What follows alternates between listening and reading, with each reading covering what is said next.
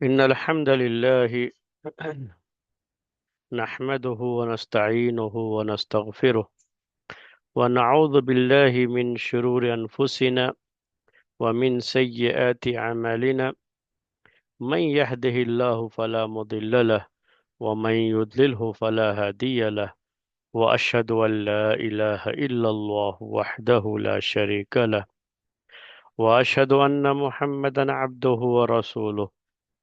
يا أيها الذين آمنوا اتقوا الله حق تقاته ولا تموتن إلا وأنتم مسلمون.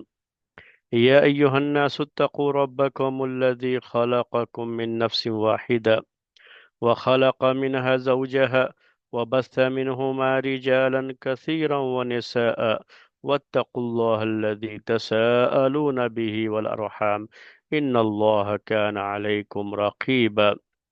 يا أيها الذين آمنوا اتقوا الله وقولوا قولا سديدا يصلح لكم أعمالكم ويغفر لكم ذنوبكم، ومن يطع الله ورسوله فقد فاز فوزا عظيما. أما بعد، فإن خير الحديث كتاب الله، وخير الهدي هدي محمد صلى الله عليه وسلم، وشر الأمور محدثاتها، وكل محدثة بدعة، وكل بدعة ضلالة، وكل ضلالة في النار۔ محترم بھائیوں اور معزز خواتین، اسلامی تاریخ سے متعلق ہمارا یہ درس جو فی الحال مامون کی خلافت کے تعلق سے آپ کے سامنے پیش کیا جا رہا ہے، پچھلے درس میں بات آپ کے سامنے یہ آئی کہ مامون نے اپنے دور خلافت میں خراسان کو ہی اپنا دارالخلافہ یا کیپٹل سٹی کہہ لیجئے یہ متعین کر رکھا تھا، اور وہیں پر وہ رہتا تھا۔ بغداد کا علاقہ جو کہ اس سے پہلے خلفاء جو تھے عباسی خلفاء، ان کا دارالخلافہ تھا، ان کا کیپٹل سٹی تھا، اور یہاں وہ لوگ رہتے تھے۔ تو اس کو اس نے اختیار نہیں کیا، اس میں بہت زیادہ اس کا جو وزیر تھا جس کے ہاتھ میں اس نے سب کچھ دے دیا تھا، اور فضل بن سہل اس وزیر کا نام، اسی کے ہاتھ میں سب کچھ تھا، اور کوشش یہی ہوتی تھی اس کی کہ مامون تک کوئی بات نہ پہنچ سکے، جبکہ بہت سے علاقوں میں بغاوتیں جو ہے چل رہی تھیں، مامون کے خلاف لوگ ہو گئے تھے، یہاں تک کہ بغداد میں ایک عباسی خاندان کے ہی جو کہ مامون کے چچا تھے ان کے ہاتھ پر بیعت کر لی گئی، وہاں ایک حکومت قائم کر دی گئی، اور مامون کی حکومت کے خلاف بغاوتوں کا یہ سلسلہ رہا، جس میں ایک وجہ یہ بھی رہی کہ اس نے کوشش یہ کیا مامون نے کہ علویوں کو آگے بڑھائے اور خلافت ان کو سونپ دے، جس میں علی رضا کا نام ہم نے آپ کو ذکر کیا تھا کہ علی رضا ان کو بلا کر کے باقاعدہ ان کو ولی عہد بھی بنا دیا تھا، کراؤن پرنس بنا دیا تھا۔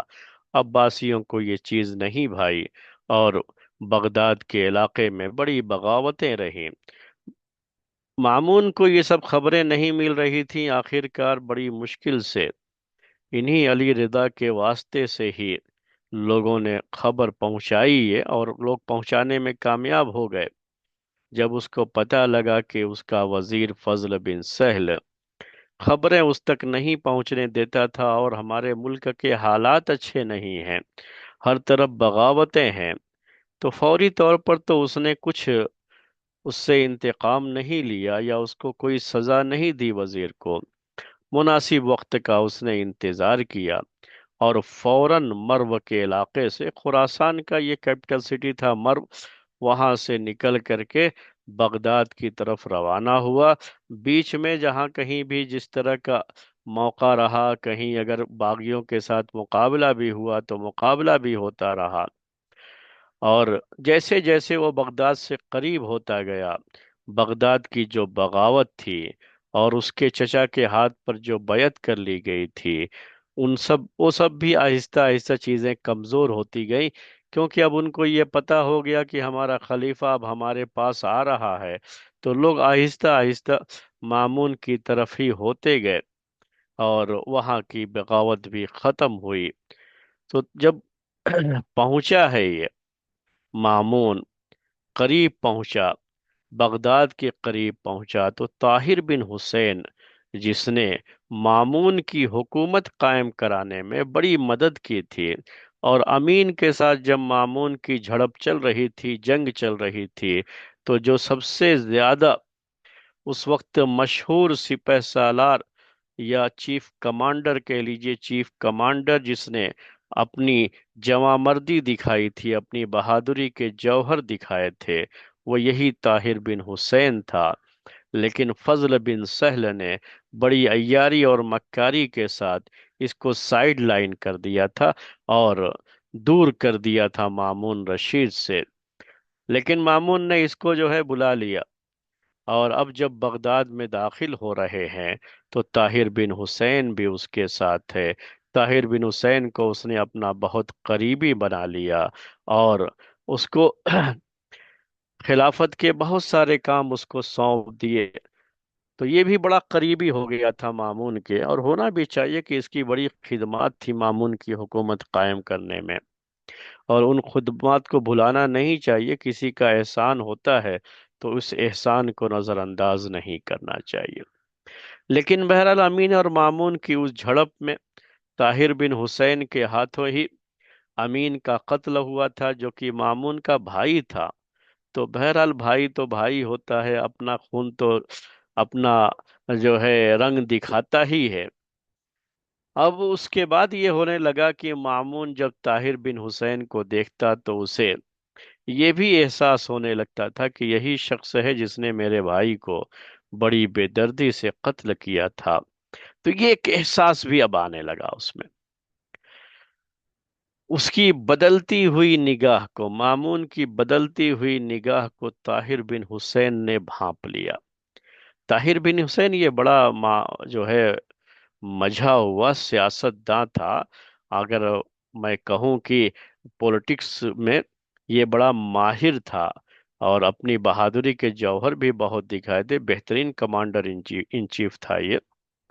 تو یہ طاہر بن حسین، اس نے نگاہ کو تاڑ لیا کہ مامون کے سامنے رہنے سے ہو سکتا ہے کہ کبھی خون، اپنا خون اگر رنگ لائے اور جوش مارے، تو طاہر کے خلاف ہی کہیں تلوار نہ اٹھ جائے، اور اس کو دنیا سے رخصت کرنے کی کہیں مامون نہ سوچ لے۔ اس لیے اس نے خود پہلے ہی یہ طے کر لیا کہ مجھے مامون کی نگاہ سے دور رہنا چاہیے۔ اس سلسلے میں اس نے اپنے بعض لوگوں کے ذریعے سے مامون تک یہ بات پہنچائی کہ خراسان کے علاقے میں کسی اچھے آدمی کی ضرورت ہے جو وہاں کے انتظام کو سنبھال سکے، اور کسی ماہر آدمی کی ضرورت ہے، اور اس کے لیے سب سے مناسب طاہر بن حسین ہیں۔ مامون کو بات سمجھ میں آ گئی، اور اس نے طاہر بن حسین کو خراسان کے علاقے کا گورنر بنا کر کے بھیج دیا۔ خراسان کی یہ حکومت اصل میں بڑی حکومت تھی۔ بڑی حکومت کا مطلب یہ ہے کہ جو مامون کی جو خلافت تھی، اس میں جو مختلف اسٹیٹ تھے، صوبے تھے، تو بڑا صوبہ یہی تھا خراسان کا علاقہ، جو عراق کی سرحد سے لے کر کے ہندوستان کی سرحد تک آتا تھا۔ یہ سارے علاقے بنو امیہ کے دور میں ہی فتح ہوئے تھے، وہ باتیں آپ کے سامنے آئی ہیں۔ اور بعد میں تو عباسی حکومت کے دور میں تو ایسی کوئی فتوحات، یعنی اندر ہی سب جنگیں چلتی رہیں، باہر سے دشمن سے مقابلہ کر کے مزید علاقے اسلامی حکومت میں شامل کرنا، یہ عباسی حکومت کے دور میں نہیں ہوا، اس کے پیریڈ میں یہ کام نہیں ہوا۔ تو اسی وقت سے، یعنی بنو امیہ کے دور سے ہی ایک بڑا علاقہ تھا مسلمانوں کا، اور یہاں پر بڑی صوبے داری تھی۔ تو پورے علاقے کا گورنر طاہر کو بنا دیا گیا، طاہر بن حسین۔ پھر بھی ایک ڈر لگا رہتا ہے خلیفہ کو، اور خلیفہ کا ایک ڈر بیجا نہیں ہوتا کہ اتنے بڑی صوبے کی جس کے پاس حکومت ہو، کبھی اس کے دل میں برا خیال ये आ सकता है कि हमारे पास चूंकि फौजी ताकत ज्यादा हो सकती है, हमारे पास जो है मेन पावर ज्यादा है, बड़ी हुकूमत है हमारे पास। अगर हम चाहें तो बगदाद पर हमला करके पूरी हुकूमत पर कब्जा कर सकते हैं, या अगर उस पर ना भी करें तो हम अपनी अलग मुस्तकिल हुकूमत का वो ऐलान करने के बारे में भी सोच सकते हैं। ये सारी चीजें हो सकती है ना, तो खलीफा बहरहाल उसको ये सब चीजें सोचना पड़ता है। खिलाफत और सियासत और पॉलिटिक्स इसी को कहते हैं कि आदमी को इसमें बहुत दूर तक सोचना पड़ता है। तो ताहिर बिन हुसैन से ऐसी कोई हरकत न हो, इसकी तरफ भी मामून की तवज्जो थी। उसके बाद ऐसा हुआ कि 207 हिजरी में, यानी 207 हिजरी, इस साल ताहिर बिन हुसैन का अचानक इंतकाल हो जाता है। वो ताहिर बिन हुसैन जो कि मामून का बड़ा चहेता भी था, और मामून की हुकूमत कायम करने में उसने बड़ी कुर्बानियां दे रखी थी, और आखिरकार मामून ने उसे पूरे खुरासान का गवर्नर बनाया हुआ था। लेकिन ये रात को सोया तो सुबह में अपने बिस्तर पर मुर्दा पाया गया, और पहले से कोई बीमारी नहीं, कुछ नहीं, अचानक उसका ये इंतकाल हुआ है, ताहिर बिन हुसैन का। तो यहाँ अब शक की सुई कहाँ जाएगी, आप सोच सकते हैं। अब शक की सुई किसकी तरफ जाएगी? मामून की तरफ। वो जो अभी मैं आपको बता रहा था कि खलीफा ऐसे ही नहीं होता है ना, वो भी तो हर चीज के बारे में सोचता है। तो उसके जहन में भी ये कहीं ना कहीं खिचड़ी पकती रहती है कि कहीं जिसको हमने कहीं का गवर्नर बनाया है, कहीं वहां वो अपनी हुकूमत ना कायम कर ले, या हमारी हुकूमत के खिलाफ ना खड़ा हो जाए। तो वो सब चीजें उसको भी देखनी रहती हैं। तो बहरहाल बाज लोगों की राय यही है, बाज मौर्रिखीन का ख्याल ये है कि मामून ने वहां अपने जासूस मुतय्यन कर रखे थे, और उन जासूसों की खबर ये जब हुई कि ये खुद मुख्तारी की तरफ आगे बढ़ रहा है, यानी इंडिपेंडेंस, खुद मुख्तारी का मतलब कि वो चाहे ये अपनी यहाँ अपनी हुकूमत कायम करने के चक्कर में है। क्योंकि जिस सुबह उसको उसके बिस्तर पर मरा हुआ पाया गया, तो उसके पहले जो जुमा था, जुमे के बारे में ये बात भी लिखी गई है कि जुमे के दिन उसने खुतबे में मामून का नाम नहीं लिया था। जबकि तरीका यही रहा कि जब खुतबे में खतीब के लिए ज़रूरी होता था कि खलीफा वक्त का नाम ले और उसके नाम के कसीदे पढ़े, उसकी तारीफों में ज़मीन व आसमान को मिला दे, उसकी कसीदे पढ़े, तो ये ज़रूरी होता था। लेकिन उसने नहीं लिया था मामून का नाम, और यहीं से उस शुबहे को तकवीत मिली। यानी ये डाउट जो है बहुत पावरफुल हो गया कि कहीं ये अपनी खुद मुख्तारी का ऐलान न करे, उसकी न न जाए। तो कबल इसके कि ये परिंदा अपनी उड़ान भरता, मामून ने उसके पर कतर दिए। उर्दू में मुहावरे में ऐसे ही बोलते हैं कि उसके पर कतर दिए, इसको दुनिया से ही रुखसत कर दिया। ये बाज मुअर्रिखीन का ख्याल है कि उसकी मौत के पीछे मामून का कहीं न कहीं हाथ रहा है। ताहिर बिन हुसैन बड़ा माहिर आदमी था सियासत के मैदान का, और सियासत के मैदान में उसकी महारत का अंदाजा इससे होता है कि उसने अपने बेटे को एक खत लिखा था, और उस खत में उसने सियासत की बारीकियों को समझाया था। आप लोग भी बहुत से लोग जो है बहुत से कामों के लिए उनको कहीं जिम्मेदारियां मिलती रहती हैं। तो जब भी आदमी कहीं जिम्मेदार बनता है, उसके मातहत बहुत से लोग काम करने वाले होते हैं, तो उनके लिए ये चीजें बड़ी मुफीद हैं। मैं आपके सामने इसीलिए वो पेश करना चाहता हूँ। बहरहाल मामून की एक खूबी ये भी थी कि मामून जहाँ एक तरफ किसी से खतरा होने की वजह से उसको रास्ते से हटा देता था, तो उसके खानदान के साथ लेकिन अच्छा सलूक करता था, जिसकी वजह से खानदान के लोगों को उसके बारे में कोई शुबह या कोई डाउट नहीं होता था कि इसके पीछे इसका हाथ रहा है, ये चीज नहीं होती थी। तो वो मैं पेश करना चाहता हूँ कि यहाँ पर भी ऐसे ही हुआ कि ताहिर बिन हुसैन के मरने के बाद उसी के बेटे को ही वहां का गवर्नर बना दिया था मामून ने। तो इस तरह से ताहिर के खानदान में मामून को लेकर के किसी तरह की कोई बेचैनी नहीं रहेगी, या किसी तरह का कोई डाउट नहीं रहेगा कि अगर उसकी तरफ से ये चीज होती तो फिर बेटे को गवर्नर क्यों बनाता बाप की जगह पर। तो बहरहाल ताहिर बिन हुसैन ने जो नसीहत की है अपने बेटे को, सियासत के मैदान के जो अहम पॉइंट्स उसको समझाए हैं, उसको मैं आपके सामने पेश कर रहा हूं। सबसे पहली बात उसने ये कही कि जहां इंसाफ का मामला हो तो हमेशा इंसाफ से काम जो है काम करना, इंसाफ की बात करना, इंसाफ के मामले में अपनी रिश्तेदारी या अपने ताल्लुकात को कभी सामने मत रखना। बात अगर हक की है, इंसाफ की है, तो साथ हमेशा इंसाफ का देना चाहिए, हक का देना चाहिए। किसी की गलत तरीके से अगर कोई जो है तरफदारी करता है या उसकी साइड लेता है तो उसका बड़ा नुकसान होता है। ये पहली बात उसने सिखाई थी। आज जब आप गलत अंदाज से किसी की साइड ले लेंगे, किसी भी असबियत की बुनियाद पर या रिश्तेदारी या ताल्लुकात की बुनियाद पर, तो कल को फिर वो मसाइल आपके साथ भी आ सकते हैं। इसलिए हमेशा बात होनी चाहिए तो हक की होनी चाहिए।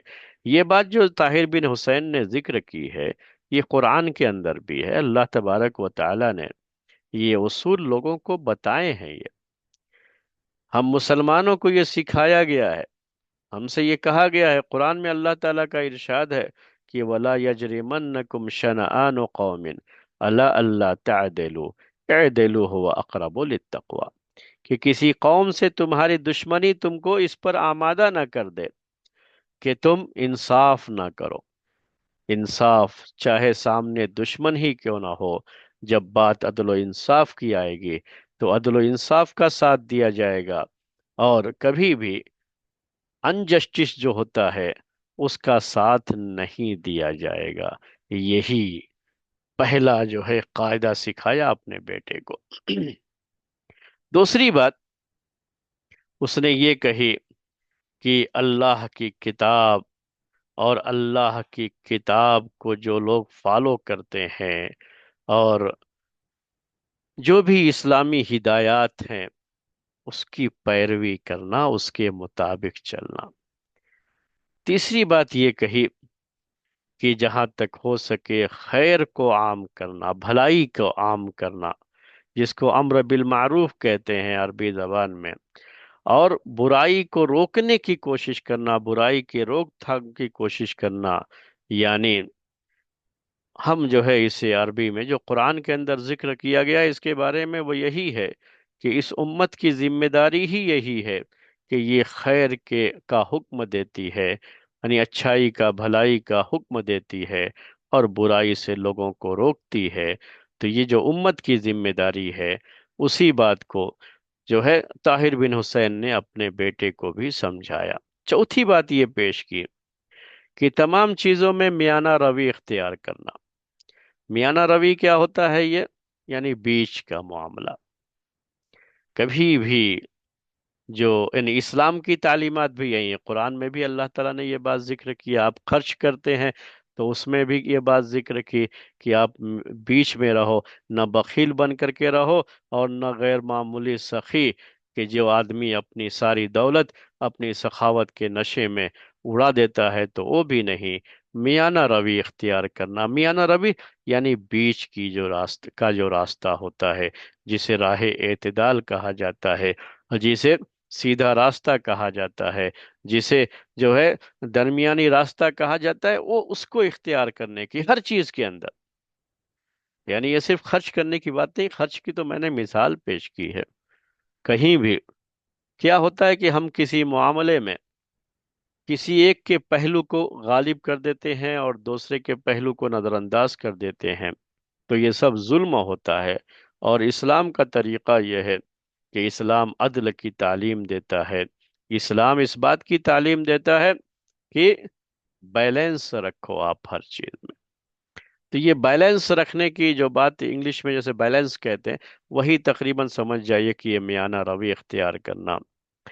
ایک اور بات جو ہے نصیحت کرتے ہوئے کہا کہ گناہوں سے بچنا، اور جو تمہارے اپنے متعلقین ہیں، ملنے جلنے والے ہوں، چاہے رشتہ دار ہوں، ان کو بھی گناہوں سے بچانا۔ ان کو بھی گناہوں سے خود اپنے آپ کو بچانا، اور اپنے لوگوں کو بھی گناہوں سے بچانا۔ اپنے لوگوں کو گناہوں سے بچانے کا ایک بہتر طریقہ یہ ہوتا ہے کہ آپ ان کے سامنے ایک بہتر اگزامپل سیٹ کریں، بہترین اسوہ اور نمونہ پیش کریں، اور خود اپنے آپ کو ایک ماڈل کے طور پر پیش کریں۔ تو قرآن میں بھی اس سب تعلیمات دی گئی ہیں۔ اس کے بعد اس نے کہا، جو لکھا تھا اس میں یہ بات لکھی تھی کہ ہر کام میں اللہ پر بھروسہ کرنا، جسے ہم توکل علی اللہ کہتے ہیں عربی میں۔ تو یہ نصیحت بھی کی کہ اللہ پر توکل کرنا، اللہ پر بھروسہ کرو گے تو تمہارا اقبال بلند رہے گا اور تمہیں کامیابی ملتی رہے گی۔ ایک اور نصیحت جس کا تعلق سیاست کے میدان سے ہے، وہ یہ ہے کہ کسی عہدے دار پر، یعنی جس کو آپ نے کوئی عہدہ دیا ہے، کوئی منصب دی ہے، کوئی رسپانسبلٹی جسے کہتے ہیں آج کی زبان میں، آپ نے اس کے حوالے کی ہے، تو جب تک اگر اس پر کوئی الزام لگایا گیا تو صرف الزام لگانے کی وجہ سے اس کو عہدے سے الگ مت کرنا، بلکہ اس کو باقی رکھنا۔ اگر واقعی الزام ثابت ہو جاتا ہے، اس کی غلطی ثابت ہو جاتی ہے، تب جا کر کے اس کو آپ عہدے سے فارغ کرو، الگ بات ہے۔ نہیں تو لوگ کیا ہے، ابھی ایسا اتنا عام ہو گیا کہ ہر کسی پر الزام لگاتے رہتے ہیں۔ تو لوگوں کے الزامات کی وجہ سے آپ اگر ایسے ہی نکالتے گئے اپنے لوگوں کو، تو اچھے لوگوں سے دنیا خالی ہو جائے گی، اور حکومت میں پھر اچھے لوگ نہیں رہ جائیں گے۔ ایک اور جو ہے نصیحت کی، کہا کہ شیطان کو کبھی اپنے اوپر سوار نہ ہونے دینا۔ اس کا خیال رہے کہ شیطان کوشش کرتا ہے کہ بندوں کے اوپر آ کر کے اللہ کے بندوں کو اپنے پنجے میں، اپنے جو ہے پنجے گاڑ دے ان کے اوپر، اور ان پر اپنا تسلط اور اپنا غلبہ، یعنی جو ہے ان پر پورے طریقے سے حاوی ہو جائے۔ یہ اس کی کوشش ہوتی ہے، لیکن تمہاری ذمہ داری یہ ہے کہ تم اپنے معاملات میں، حکومت کے معاملات میں، سیاست کے معاملات میں، دین کے معاملات میں کبھی بھی شیطان کو اپنے اوپر حاوی مت ہونے دینا۔ ایک اور نصیحت کی اور کہا، حسن زن کے بارے میں نصیحت کی۔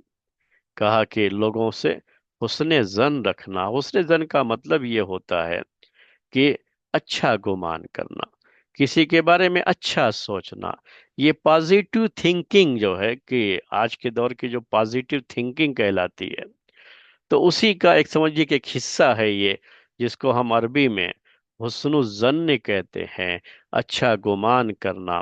اللہ کے رسول صلی اللہ علیہ وسلم نے بھی اس کی تعلیم دی ہے، اور حدیثوں میں باقاعدہ اس کی وضاحت آئی ہوئی ہے کہ ہمیں حسن ظن رکھنا چاہیے۔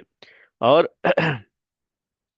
حسن ظن کا مطلب یہ نہیں ہوتا ہے کہ آپ لوگوں کی اپنی ذمہ داری اور لوگ صحیح طریقے سے کام کر رہے ہیں یا نہیں کر رہے ہیں، ان کی نگرانی کو چھوڑ دینا، یہ حسن ظن کا مطلب نہیں ہوتا ہے۔ اس چیز کو سمجھنا ہوتا ہے۔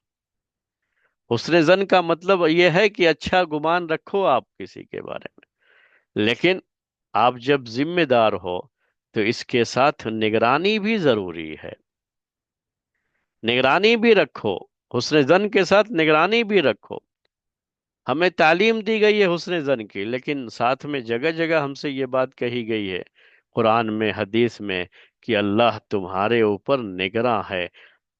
دنیا میں لوگوں کی نگرانی تو چلتی ہی رہتی ہے، لیکن ہم مسلمانوں کے لیے خاص طریقے سے یہ چیز بڑی اہم ہے کہ اس کا رب اس کا نگراں ہے، اس کے رب کی نگرانی میں وہ 24 گھنٹے ہے، ایک لمحے کے لیے بھی اس کی رب کی نگرانی اس سے ہٹتی نہیں ہے۔ تو یہ حسن زن کے ساتھ نگرانی رکھنا، یہ اپنے بچوں کے تعلق سے بھی چیز ہوتی ہے۔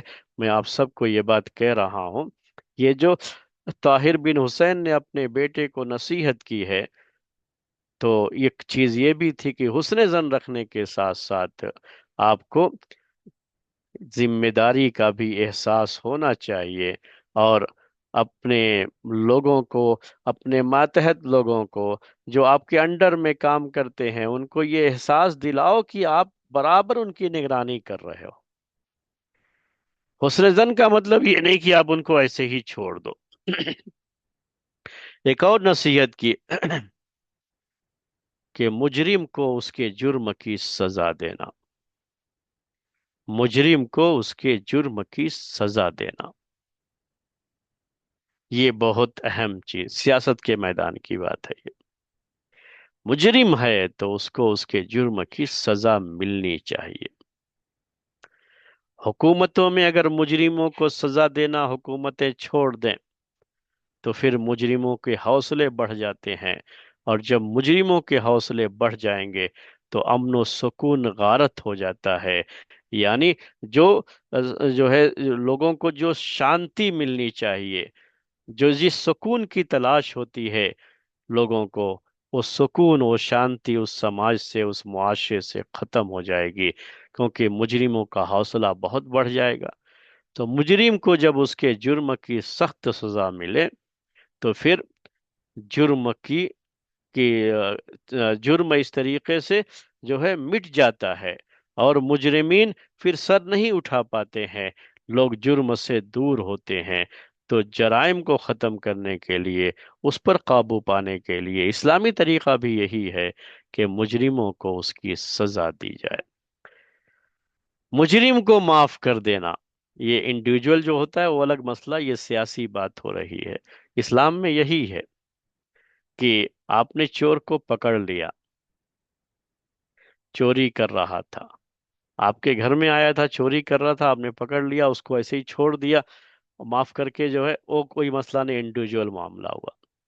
لیکن اگر آپ یہ معاملہ پولیس کے پاس لے کر کے گئے، حاکم وقت کے پاس لے کر کے گئے، یا جو کورٹ ہے اسلامی کورٹ، اسلامی جج، اس کے پاس آپ نے بھیج دیا اس کو، اور جا کر کے کہہ دیا کہ فلاں میرے گھر میں چوری کر رہا تھا، تو اب، یا چوری کیا ہے، یہ رپورٹ درج کرا دی، تو اب وہ مجرم ہے۔ آپ اور اس کا معاملہ تھا، بس آپ نے معاف کر دیا، یہ الگ معاملہ ہوا، لیکن اب وہ مجرم ہے، اب اس کو سزا ملنی چاہیے۔ اسلام میں یہ ہے کہ آپ جب پیش کر دیے اور اس کا جرم ثابت ہو گیا کہ چوری کیا ہے اس نے، تو اس کے بعد کسی کی کوئی سفارش نہیں، کوئی چیز نہیں، سزا ہاتھ کاٹنا ہے تو ہاتھ کاٹا جائے گا۔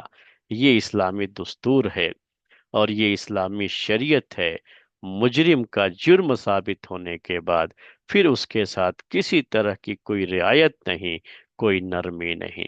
پہلے حق ہوتا ہے کہ آدمی چاہے تو اسے معاف کر دے، اس کے معاملے کو لے جا کر کے وہاں کورٹ کے اندر پیش نہ کرے، لیکن جب پیش کر دیا، اب اس کے بعد کیسے ہی صاحب معاف کر دو، جو ہے جج سے کہے، میں تو ایسے ہی سبق سکھانے کے لیے اس کا معاملہ پیش کیا تھا کہ شاید وہ چھوڑ دے، تو اب یہاں اس کی بات ختم۔ اسلام میں یہی ہے کہ اب جو کچھ کرے گا وہ قاضی کرے گا، وہ جج کرے گا، اور جج جو اللہ تعالیٰ کی حدود ہیں ان کو ضرور نافذ کرنا ہوتا ہے۔ اس سے تو یہی ہے کہ مجرم کو اس کے جرم کی سخت سزا دی جائے۔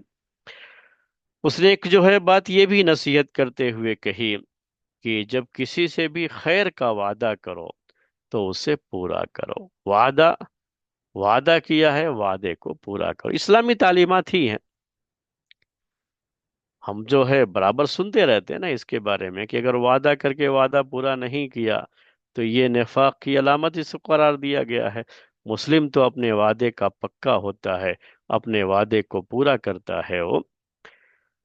ایک اور نصیحت کی، کہا چغل خور جو ہوتے ہیں، چغل خور کا مطلب یہ ہوتا ہے کہ اس ادھر کی بات ادھر لگاتے ہیں، ادھر کی بات ادھر لگاتے ہیں، اور لوگوں کے درمیان جو امن ہے، جو سکون ہے، اس کو ختم کرنے کی کوشش کرتے ہیں، لوگوں کو آپس میں لڑاتے رہتے ہیں۔ ایسے لوگوں کو چغل خور کہا جاتا ہے۔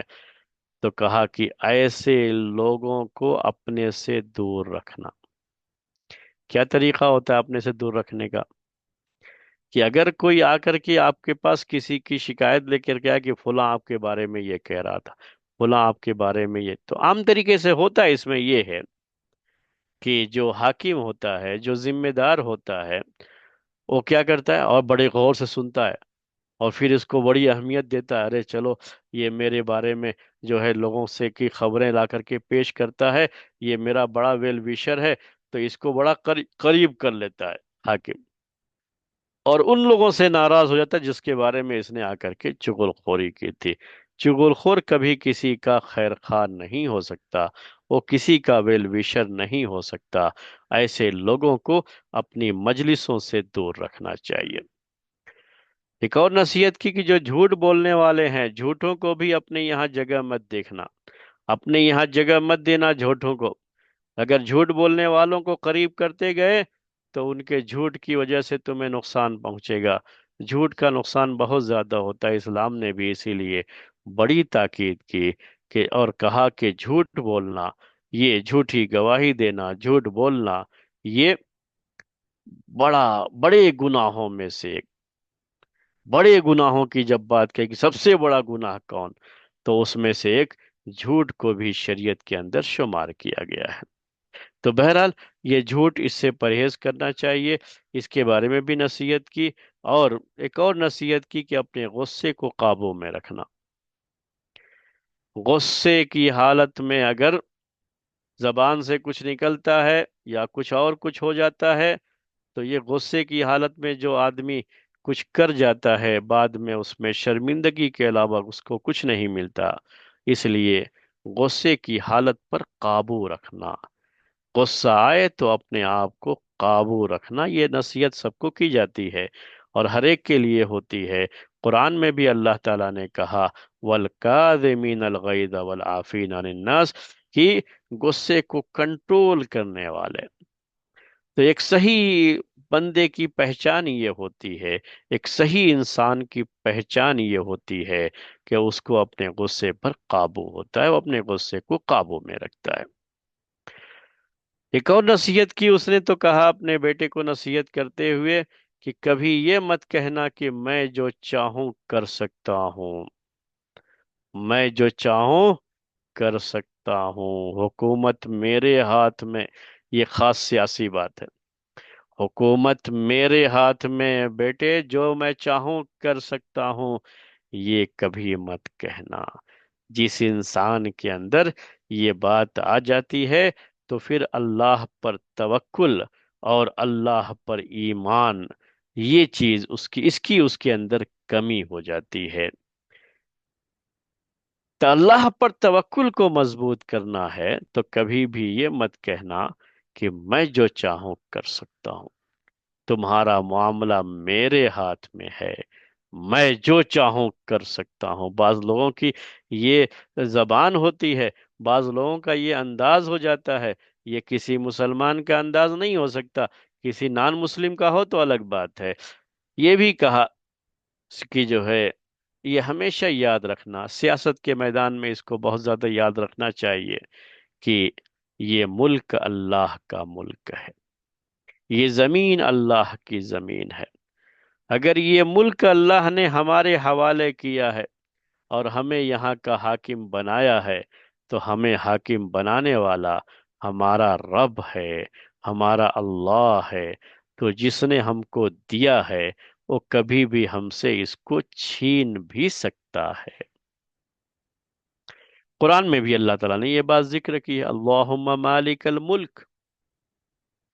یہ جو نصیحت کی طاہر بن حسین نے، یہی بات قرآن میں بھی ہے کہ اللہم مالک الملک تؤتی الملک من تشاء وتعز من تشاء، تؤتی الملک من تشاء وتنزع الملک ممن تشاء، کہ اے اللہ تو ہی بادشاہت دینے والا، تو جس کو چاہتا ہے یہ بادشاہت دیتا ہے، اور جس سے چاہتا ہے حکومت کو چھین لیتا ہے۔ تو یہ نصیحت کی کہ ہمیشہ اس بات کو یاد رکھنا کہ یہ ملک اللہ کا ملک ہے، یہ تمہیں جو بادشاہت اور حکومت ملی ہے یہ اللہ تعالی کی طرف سے ملی ہوئی ہے۔ جب تک یہ ایمان مضبوط رہتا ہے انسان ظلم نہیں کرتا لوگوں پر۔ ایک اور نصیحت کی کہ روپیہ، ہمارے پاس جو دولت ہے، جو ثروت ہے، اگر ہم اس کو ایسے ہی بینکوں میں جمع کر دیں، آج کے لحاظ سے کہہ رہا ہوں، اس زمانے کے لحاظ سے کہا کہ اگر آپ اس کو تجوری میں جمع کر کے رکھو گے تو ظاہر سی بات ہے کہ اس سے کوئی بھلا ہونے والا نہیں ہے۔ وہاں جو ہے یہ بیکار وہاں پر خراب رہتے رہتے جو ہے وہ بیکار ہو جائے گا یہ۔ اس لیے جو دولت اللہ نے دی ہو اسے رعایا سے مطلب پبلک، جنرل پبلک جو ہے، حاکم ہے نا، بادشاہ ہیں، تو ان کو چاہیے کہ جو اللہ نے دولت دے رکھی ہے، حکومت کے پاس جو خزانے ہیں، حکومت کا جو بیت المال ہے، وہ پبلک پر خرچ ہو، اس کو اکٹھا کر کے رکھنے کے بجائے اس کو پبلک پر خرچ کیا جائے۔ ایک اور نصیحت کی کہ غدار کو کبھی امان نہ دینا۔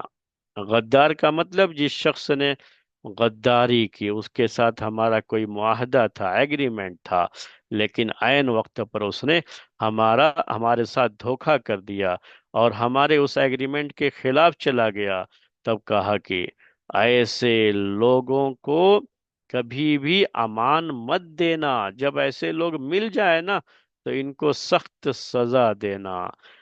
اگر تم سے کوئی مانگنے کے لیے کچھ آئے تو اس کے ساتھ سختی سے بات نہیں کرنا۔ اور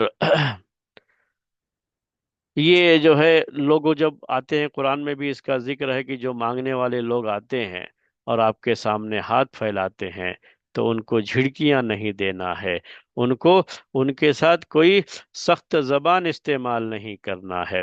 تو وہ نصیحت اس نے کی۔ ایک نصیحت یہ بھی کی کہ بخیلوں کو کبھی اپنا مشیر مت بنانا۔ مشیر کا مطلب ہوتا ہے ایڈوائزر۔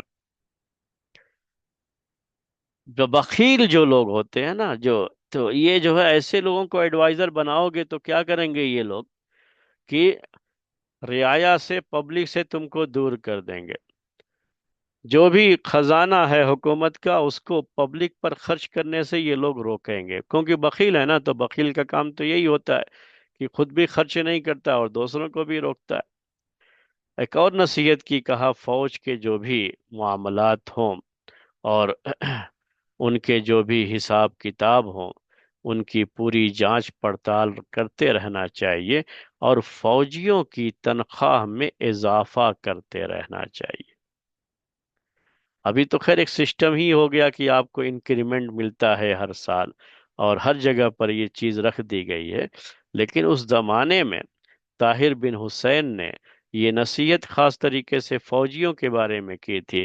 میں نے کبھی آپ کو بتایا تھا کہ حکومت کے مضبوط ہونے کے لیے تین اداروں کا مضبوط ہونا بہت ضروری ہوتا ہے۔ اس میں سے ایک جو فوجداری کا جو ہے محکمہ ہوتا ہے، یعنی فوج کا جو ڈپارٹمنٹ ہوتا ہے اس کو بڑا مضبوط ہونا چاہیے، اور اس مضبوطی کے لیے یہ ضروری ہے کہ جو آپ کے پاس فوجی ہیں ان کو حکومت کے ساتھ اطمینان ہونا چاہیے، اور اس اطمینان کے لیے یہ ضروری ہے کہ آپ برابر ان کی جو تنخواہ ہے، ان کی جو سیلری ہے اس کو بڑھاتے رہیں، ان کی ضرورتوں کا خیال کرتے رہیں۔ ایک اور وہ نصیحت کی کہ جب تمہیں کہیں کسی کام کے لیے کسی کو بھیجنا ہے، کسی علاقے کی کوئی ذمہ داری دینی ہے، کسی کام کی کوئی ذمہ داری دینی ہے، تو ایسے لوگوں کو افسر مقرر کرنا جو تجربہ کار ہوں، علم والے ہوں، سمجھدار ہوں، اور صرف اپنی رشتہ داری یا اپنے علاقے کا ہونے کے لحاظ سے اس طرح کی چیزیں نہ کریں، بلکہ میرٹ بیس پر کسی کو افسر مقرر کریں۔ یہ نصیحت بھی اس نے کی تھی۔ یہ بھی نصیحت کی کہ ہر ضلع میں، ہر ڈسٹرکٹ میں تمہارا کوئی نہ کوئی مخبر ہونا چاہیے جو تمہیں وہاں کے حالات کا جو ہے علم دے سکے اور صحیح طریقے سے وہاں کی خبر تمہارے سامنے پہنچا سکے۔ یہ تو خیر حکومتیں کرتی ہیں، کہ ان کے جو ہے جگہ جگہ ان کے اپنے مخبر ہوتے، یعنی ایسے لوگ ہوتے ہیں جن کو متعین کیا گیا ہوتا ہے کہ وہ وہاں پر حکومت کے خلاف کوئی بھی سرگرمی ہو تو اس کے بارے میں حکومت کو باخبر کرتے رہیں۔ تو یہ کام تو حکومتیں بہت زیادہ پیسے خرچ کر کے کیا کرتی ہیں۔ تو یہ بھی جو ہے بہرحال یہ بہت ضروری ہے۔ میں نے پہلے بھی شاید آپ کو بتایا ہے کہ یہ جو تجسس کا جاسوسی کا نظام ہوتا ہے، جس حکومت میں یہ نظام جتنا مضبوط ہوتا ہے، حکومت اتنی ہی مضبوط مانی جاتی ہے، پائیدار مانی جاتی ہے۔ یہ بھی ایک نصیحت کی کہ ہر کام میں اللہ سے استخارہ کرنا۔ جب بھی کسی کام کا ارادہ کرو اور کچھ کرنے کے لیے قدم آگے بڑھانے کا ارادہ کرو تو پہلے اللہ سے استخارہ کر لو۔ استخارے کی تو اہمیت آپ سمجھتے ہی ہیں، یہ تو حدیث میں بھی اس کو بڑی اہمیت دی گئی اور بڑی اہمیت سے اس کو بیان بھی کیا گیا ہے، اور یہ بھی کہا کہ آج کا کام کل پر مت ٹالو۔ یہ نصیحت تو بچوں کو ہمیشہ کی جاتی رہتی ہے کہ آپ کا جو کام ہے اسے فوری طور پر وہ کام کرو۔ کہ جو ہمارے یہاں ہندی میں ایک چیز بڑی مشہور ہے، وہ جو ہے شاید آپ لوگ بھی سنے ہوں، میں اس کو یاد دلا دوں۔ حالانکہ یہ چیزیں حدیثوں میں ہیں، قرآن میں اس کا ذکر کیا گیا ہے، یعنی ایسی آیتیں ہیں جس سے یہ پتہ چلتا ہے کہ انسان کو اپنا کام اپنے وقت پر نپٹانا چاہیے اور اپنی ضرورتوں کا اسی لحاظ سے خیال رکھنا چاہیے، کیونکہ کل کیا ہوگا اس کو کچھ پتہ نہیں ہے۔ تو اس طرح اس معنی کی تو بہت سی باتیں قرآن و حدیث میں ہیں، لیکن ہندی میں ایک چیز بہت مشہور ہے کہ کال کرے سو آج کر، آج کرے سو اب،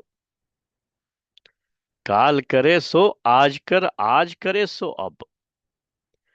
تو آپ جو ہے آج کے کام کو کل پر مت ٹالو، کل جو کرنا نہیں وہ آج ہی کریں گے، اور آج میں بھی میں ابھی صبح کا ٹائم ہے تو نہیں، میں دوپہر بات کروں گا، شام کو کر لوں گا، یہ جو کر لوں گا بعد میں کروں گا، یہ عادت انتہائی جو ہے خراب عادت ہے۔ یہ کام کو ٹالنے کی عادت ہے، یہ انسان کو بہت زیادہ پریشان کرتی ہے، اور شیطان کے جو ہتھیار ہیں انسانوں کو برباد کرنے کے اور انسان کو صحیح راستے سے ہٹانے کے، ان میں سے ایک بڑا ہتھیار جو شیطان کے پاس ہے وہ یہی ہے کہ وہ آ کر کے دلوں میں وسوسے ڈالتا ہے، ابھی کیا جلدی ہے، کر لیں گے نا، ابھی تو اتنا ٹائم ہے نا، ابھی تھوڑی دیر کے بعد کر کے ابھی چلنے کے لیے تیار۔ معلوم ہوا کہ ایسے لوگوں کی کتنی فلائٹیں چھوٹتی ہیں، کتنی جو ہے ٹرینیں چھوٹتی ہیں، کتنی بسیں چھوٹتی ہیں، اور کتنے کام ہوتے ہیں جو وقت پر ادا نہیں ہوتے، اور ان کا کوئی بھی کام ٹائم سے شروع نہیں ہوتا ہے۔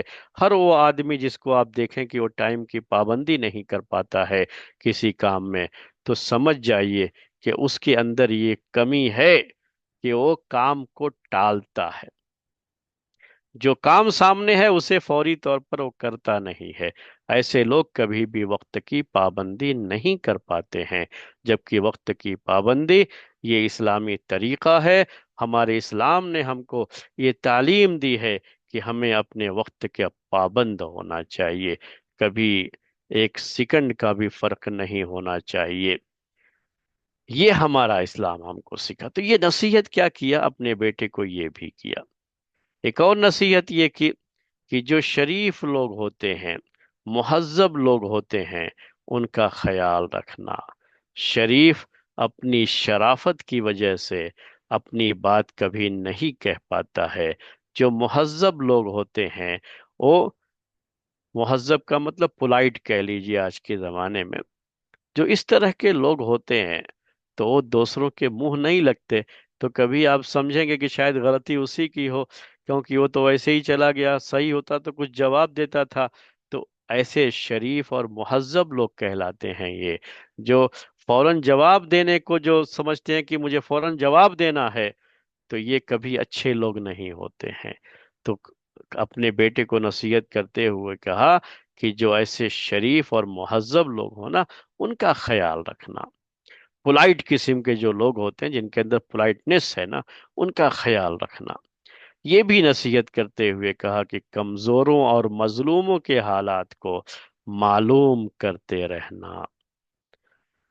तुम्हारी हुकूमत में कोई मजलूम जुल्म की चक्की में पिसता न रहे, जालिम को छूट मत दे देना कि वो मजलूमों को सताता रहे।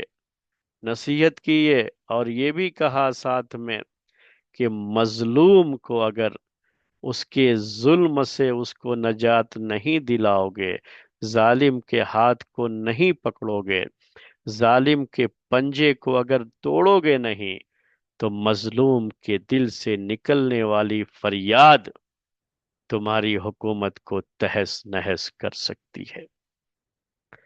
तो ये भी जो है नसीहत की, एक नसीहत ये भी की कि जब लड़ाई का मामला होकर जंग की नौबत आ जाए किसी कौम के साथ, तो फिर जंग के मैदान में बहादुरी दिखाना, और जो बहादुरी दिखाएं जंग के मैदान में, उनको इनामात से नवा अवार्ड उनको मिलना चाहिए।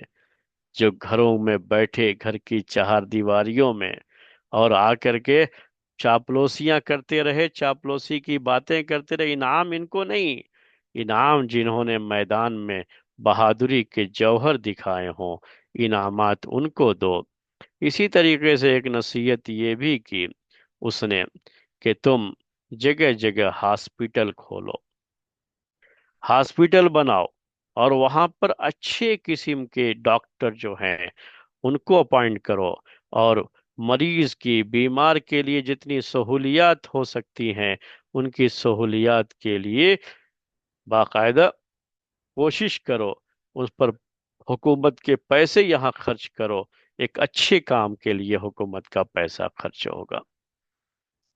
ये भी कहा नसीहत करते हुए कि जो अंधे लोग हैं उनकी देखभाल करने वाला कोई नहीं है, तो उनको हुकूमत की तरफ से आप स्टेफेंड दो, उनके वजीफे मुकर्रर करो, ताकि उनकी सही तरीके से गुजर बसर हो सके। और ख़ास तरीके से इसमें भी ऐसे जो है अंधे लोग जो हाफिज हों, कारी हों। पिछले ज़माने में ये अंधे लोग ज़्यादा जो है हाफिज और कारी बन जाया करते थे, कुरान के हाफिज। तो कहा उनके ऊपर ख़ास तरीके से खर्च करना। उसके बाद आखिरी बात इस सिलसिले की ये है, कहा कि जब आवाम के साथ तुम अच्छा सलूक करोगे और उनको उनकी ज़रूरियात के मुताबिक उनका ख्याल करते हुए उनकी ज़रूरियात पूरी करते रहोगे, तो याद रखो कि इसकी वजह से हुकूमत बड़ी जो है मजबूत होती है, और पब्लिक जो होती है हमेशा हुकूमत का साथ देती है जब आप उनके साथ अच्छा सलूक करते हो। एक दो बातें और भी तो इसमें थी, थोड़ी सी वो बीच में रह गई, तो वो भी पेश कर दूं। एक बात ये भी थी कि ऐसे लोग जो तुम्हारा ऐब तुम्हारे सामने आकर के बयान करें,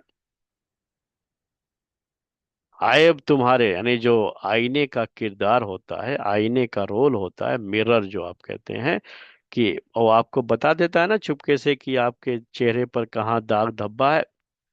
तो जो आपके ऐब को आकर के आपसे बता दे, ऐसे आदमी की बड़ी कद्र करना, और समझो कि यही सही माने में तुम्हारा वेल विशर है। वो तुम्हारी जो है तुम्हारे लिए खैर चाहता है, भलाई चाहता है, इसलिए तुम्हारे ऐब को बयान कर दिया। ये चीजें जो है बहरहाल उन उसने जो है पेश की। और ताहिर बिन हुसैन ने अपने बेटे को जो खत लिखा था उसमें ये नसीहत की थी। ताहिर बिन हुसैन का तो इंतकाल हो गया, अब उसके बेटे को क्या किया, मामून ने उसकी जगह पर खुरासान की हुकूमत में उसके बेटे को ही गवर्नर बना दिया। बेटा जब गवर्नर बनता है, बेटे का नाम जो है तलहा था, तो बेटा तलहा इसने बड़ी लंबी मुद्दत तक खुरासान में हुकूमत की, और इतनी मजबूत हुकूमत की कि समझिए कि ये एक इंडिपेंडेंट हुकूमत की तरह से उसका मामला रहा। उसके बाद तो फिर ये गवर्नरी इसी ताहिर बिन हुसैन के खानदान में ही चलती रही। यानी उसका बेटा तलहा, फिर उसका जो है उसने अपने घर के आदमी को फिर गवर्नर बना दिया। क्योंकि अब ये इंडिपेंडेंट हो गए थे और ये एक मुस्तकिल हुकूमत कह लीजिए कि बन गई थी यहाँ पर, जो खुरासान की हुकूमत थी। बस इनका ताल्लुक बगदाद से इतना रह गया था कि बगदाद की हुकूमत को ये लोग टैक्स भेजते थे, और मामून का नाम खलीफा के तौर पर लेते थे, और बाद में भी जो खुलफा आए तो उनका नाम जुमे के दिन खलीफा के तौर पर मिंबर पर ले लेते थे। बस इतना ही ताल्लुक था, इसके अलावा कोई ताल्लुक नहीं था। जैसे मैं एक मिसाल पेश कर दूं आपको कि हमारे इस मुल्क में जो मुगल हुकूमत थी, तो मुगल हुकूमत ये अपनी एक इंडिपेंडेंट हुकूमत थी। हालांकि उस वक्त खिलाफत उस्मानिया थी, तो खिलाफत उस्मानिया से इनका ताल्लुक सिर्फ इसी हद तक था कि वो खलीफे का नाम खुतबे में ले लिया जाता था, वरना और कोई ताल्लुक इन लोगों का उनके साथ नहीं होता था। बस इतनी सी रस्मी जो है, ये रस्मी ताल्लुकात थे जो बाकी थे। इस तरह से इनको हुकूमत के खिलाफ नहीं माना जाता था, लेकिन हकीकत में ये एक मुस्तकिल और इंडिपेंडेंट हुकूमत थी। तो वही कुछ बात में बाद में मसला मसाइल हुए कि खुरासान की हुकूमत भी ये एक इंडिपेंडेंट हुकूमत जो ताहिर बिन हुसैन के ही खानदान में चलती रही। कुछ ऐसे ही मामला 2013 हिजरी में मामून के दौरे खिलाफत में यमन के ताल्लुक से भी हुआ कि यमन का गवर्नर बनाया गया मोहम्मद बिन इब्राहिम जियादी को, यमन का। तो मोहम्मद बिन इब्राहिम जियादी जो इस स्टेट में उसकी हुकूमत चल रही थी, तो बाद में ये हुकूमत इसी के खानदान में ही चलने लगी। यानी अब ये एक इंडिपेंडेंट हुकूमत की तरफ से इसका भी मामला हो गया। और ये कह लीजिए कि अब कई हुकूमतें मुसलमानों की हो गई। पहले ही अब्बासी हुकूमत के शुरू से ही अंदलुस के अंदर जो हुकूमत थी वो बनु उमैया की हुकूमत थी, उसके बारे में मैंने जिक्र किया आपको। तो वो तो चल ही रही थी इनके साथ साथ, वो भी एक इंडिपेंडेंट हुकूमत थी, वहां तो इनका नाम भी नहीं लिया जाता था। एक इसी तरह से अलवियों की भी एक हुकूमत कायम हो गई थी त्यूनिस के अंदर। तो त्यूनिस के इलाके में भी एक इंडिपेंडेंट हुकूमत थी। और अब ये दो इलाके खुरासान और यमन के अंदर भी हुकूमतें कायम हो गईं, लेकिन फर्क ये था कि खुरासान, यमन और त्यूनिस में जो हुकूमत चल रही थी, ये हुकूमत यहाँ पर रस्मी तौर पर खलीफा का नाम लिया जाता था। यानी मामून का नाम खुतबे में लिया जाता था, और ये होता था, लोगों को ये याद दिलाया जाता था कि हमारा खलीफा वही है, और खुतबे में नाम ले लेते थे। और हर साल कुछ रकम एक टैक्स के तौर पर वो दे दिया करते थे, खिलाफत को मामून रशीद तक पहुंचा देते थे। लेकिन बकिया सारे मामलात ये उसमें इंडिपेंडेंट थे, और एक इंडिपेंडेंट हुकूमत इस तरह से वो कायम हो गई थी। तो अब देखिए, जो बनु उमैया के दौर की खिलाफत थी, उसके पहले के दौर की जो खिलाफत थी, खिलाफत राशिदा, उस तरह का अंदाज अब ये अब्बासी हुकूमत की खिलाफत में चीज नहीं रही। एक और बात, वक्त तो हो गया है, मैं जिक्र करके आज का दर्स खत्म करता हूँ कि मामून ने एक शादी की थी हसन बिन सहल की बेटी से, जिसका नाम बुरान था। असल उसका नाम खदीजा था, तो बुरान नाम से ही वो मशहूर हो गई थी। और उस वक्त मामून की तकरीबन जो है उम्र 40 साल थी और इसकी 20 साल थी। बहरहाल ये इस तरह की शादियां उस जमाने में आम तरीके से होती थी, ये कोई ताज्जुब वाली बात नहीं है और कोई एतराज वाली बात भी नहीं है। इसमें एतराज वाली बात जो है वो ये है कि ये शादी तारीख की सबसे महंगी शादी कहलाती थी। अभी जल्दी ही हमारे मुल्क में एक शादी गुजरी हुई है, आपको अगर याद हो तो वो भी बहुत जो है ऐसी शादी जिसको लोग याद रखें, और बहुत ज्यादा पैसे बेदरेग खर्च किए गए। तो वैसे ही उस जमाने में, मैं ये तारीख से जोड़ता हूँ आपको, इसीलिए जोड़ता हूँ تو اس زمانے میں مامون نے بھی ایک شادی کی تھی جو ایک یادگار بن گئی تھی. یادگار کا مطلب کیا ہے؟ کہ اتنی دولت اس میں خرچ کی تھی، سونے جواہرات سے جو ہے دلہن کو لاد دیا گیا تھا. جو لوگ وہاں پر آئے تھے، جو ان دعوت کے اندر، ان کو بھی جو تحفے تحائف دیے گئے، اتنے مہنگے مہنگے یہ تحفے تحائف تھے کہ اس زمانے میں بڑی رقم اس کے پیچھے خرچ کر دی گئی تھی. یعنی بڑی رقم کا مطلب یہ جو تھوڑا زیادہ نہیں ہے، یہ یعنی تصور سے آپ کے کہیں زیادہ جو ہے. اور بے دریغ کہتے ہیں اردو میں اس کو، بے حساب پیسہ پانی کی طرح اس میں بہا دیا گیا ایک معمولی شادی کے لیے. تو یہ مامون رشید سے ایک کام بہرحال یہ بھی ہو گیا تھا، ایک شادی اس نے کی. اور یہ حسن بن سہل کی بیٹی تھی. حسن بن سہل کا بھائی فضل، فضل بن سہل، اسی نے تو عباسی حکومت کی بنیادیں ختم جو کرنے کی، یا بنیادیں جو ہے کھودنے کی اس نے وہ کوشش کی تھی. اور اسی کا یہ بھائی تھا.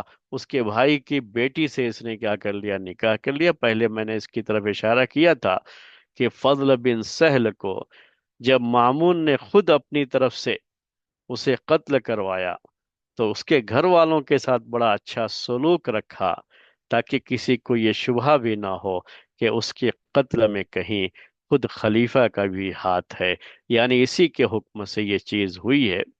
تو اس نے حسن بن سہل کو دور نہیں کیا، اس کے بھائی کو دور نہیں کیا، بلکہ اس کے بھائی کی بیٹی سے خود نکاح بھی کر لیا. تو سسر اور داماد کا رشتہ بھی قائم ہو گیا تھا. تو یہ چند باتیں تھیں. انشاءاللہ آگے جو ہے اس کے تعلق سے، جو اس کے دور میں علمی کام ہوا تھا، جو بیت الحکمہ جو بغداد کے اندر قائم کیا گیا، جو علمی کام ہوئے تھے، اس کے تعلق سے بات ہوگی. فلسفے وغیرہ کے جو کام ہوئے تھے اور اس کی وجہ سے جو خرابیاں پیدا ہوئیں امت کے اندر، اس کا تذکرہ انشاءاللہ آئندہ درس میں آپ کے سامنے آئے گا. آج کا درس اسی پر ختم کرتے ہیں. سبحانک اللہم و بحمدک اشہد ان لا الہ الا انت استغفرک و اتوب الیک.